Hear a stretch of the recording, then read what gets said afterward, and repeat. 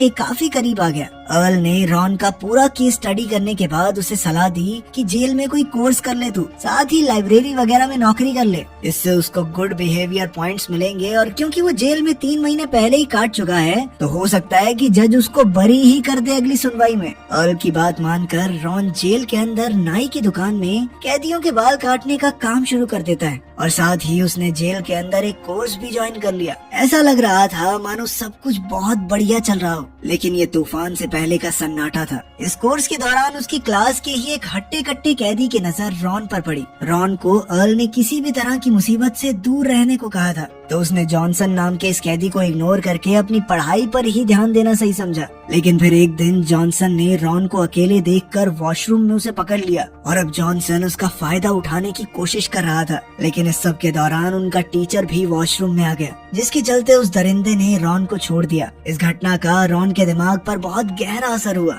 और अब उसे अपनी लाचारी और कमजोरी पर घिन आ रही थी। वो सोच रहा था कि अगर अर्ल और उसके दोस्त ना होते तो वो तो खुद को 2 दिन ना बचा पाए इन दरिंदों से। अब उसने अर्ल को बिना बताए जेल के एक बूढ़े कैदी को कहकर एक बड़े से चाकू का इंतजाम किया, जिसे लेकर वो सीधा उस कैदी पर हमला करने निकल पड़ा। लेकिन उस बूढ़े कैदी ने अर्ल को बता दिया कि रॉन आज एक चाकू लेकर गया है मेरे पास से। अर्ल जल्दी से उसके कमरे में पहुंचा और उसे समझाया कि देख, जो भी तेरे साथ हुआ गलत हुआ और बदले की आग जो तेरे अंदर जल रही है ना वो भी सही है, लेकिन अगर तूने उसके ऊपर हमला किया और गार्ड्स को भनक भी लग गई तो एक और केस लग जाएगा तेरे ऊपर। जेल में सड़ना चाहता है क्या तू हमेशा? हाँ। साथ ही उसने रॉन से वादा किया कि वो अपनी गैंग के साथ उस कैदी को सबक जरूर सिखाएगा। और इस बार रॉन अपना बदला खुद लेना चाहता था। वो बिना अर्ल को बताए अपना चाकू लेकर उस आदमी के सेल में पहुंच गया, लेकिन जॉनसन को रॉन से बिल्कुल भी डर नहीं लगा। उधर रॉन को अपने कमरे में ना पाकर अर्ल भी जल्दी से वहां पहुंच गया और उसने जॉनसन को देखते ही उस पर हमला बोल दिया।